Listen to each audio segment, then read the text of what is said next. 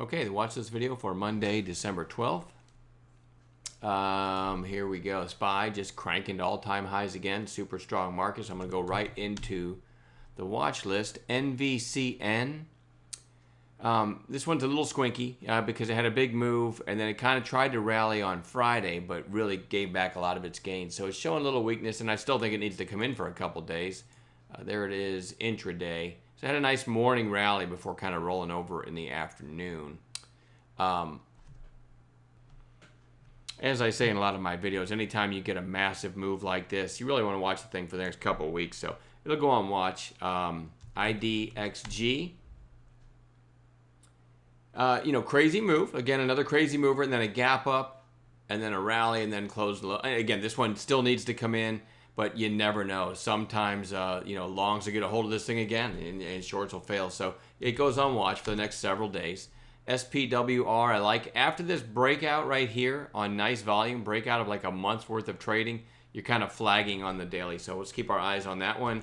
PACD. Unfortunately, I was watching this one last week, and then I didn't see it on Friday, had the breakout. I really loved the chart when it looked, when it looked like this, I said, this is a really handsome looking chart, and now it broke out. So now I feel like I become a chaser by watching it, but you never know. Sometimes the next day gives a beautiful setup and you get a beautiful second day play. So that one goes on watch.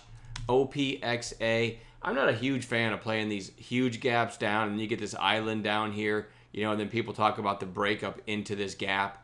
But it had really nice volume here and really nice volume again here, although it closed, significantly off of its highs.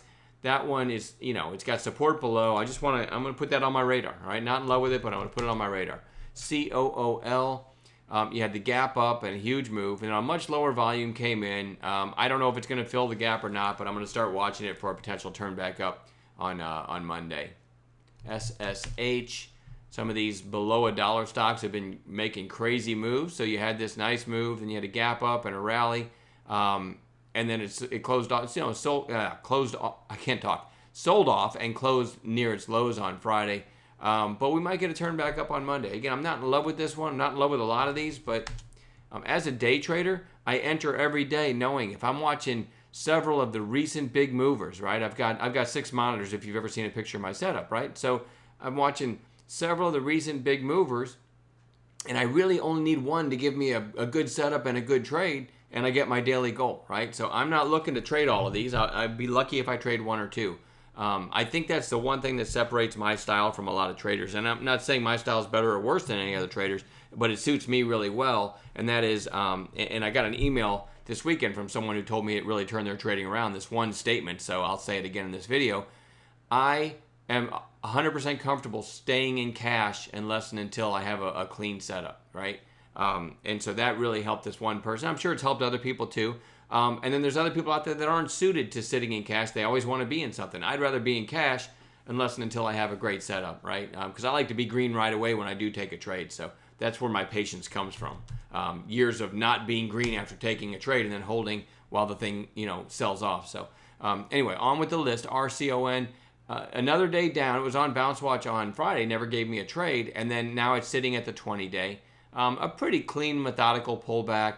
Could be putting in a higher low now at the 20. So let's watch this one, especially if some of these other, this is in the oil and gas industry. And a lot of these, and I'm going to show you here in a little bit, a lot of these oil and gas plays are interesting. As a matter of fact, PAC-D, which I just showed you, is one of them. Nice breakout there, and I'm going to show you a few others. So that's kind of an industry I want to be watching on Monday. BNSO. Huge move, another nice secondary move with a lower high, and now 3 days lower on declining volume. Let's watch this one for a turn back up on Monday. NSPR, my favorite chart of all of them coming into Monday, of all of this list. Had this big spike, lower high. I've been talking about this for a while. Great support now, and it's starting to get these little pushes. Now, it only did this on like 52,000 shares. Friday was pretty dead, but I love this over this flag here. Could easily come up, test, maybe break through 4. It's a very handsome chart, so I'm going to keep my eyes on that one. Now back to the talk about low float or the low priced oil and gas plays. Here's a nice one. BCEI broke this resistance in September that it had. The high was, got to get used to reading these new charts, 142. It broke that, about 4 or 5 sessions ago, and has been flagging on declining volume ever since. And as I showed you, I'll show it again, PACD breaking out and some of these others.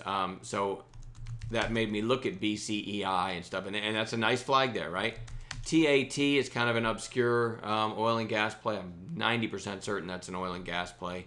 As a matter of fact, while I'm babbling, I'm just going to click on finviz.com real quick to make sure I'm not misspeaking, because it wouldn't be the first time I've done that. I'm showing 24 million in the float, and it says oil and gas drilling and exploration is the space it's in. So you had some big pops back here, and now you're kind of flagging a little bit like that BCEI. Huge pop back here too, by the way. So this one's interesting. NADL, another one in that space. Typing right now to make sure that I'm not misspeaking. Oil and gas drilling and exploration.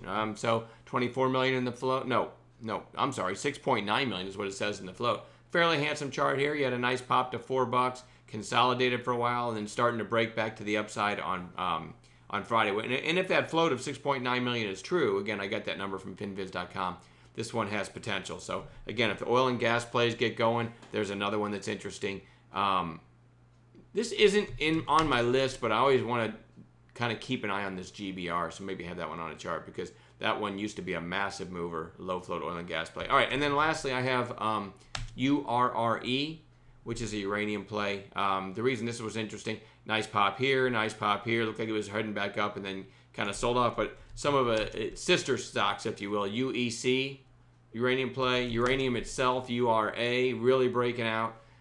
So that LEU is a low float uranium play. So anyway, URRE is the one I'm going to watch. It's sort of flagging here. You kind of have to squint to see it, but that's plenty to watch, guys, including a list that we'll put together tomorrow morning before the open of potential gap and go plays. So that gives us plenty to watch. Enjoy the rest of your weekend, and we'll see everybody on Monday.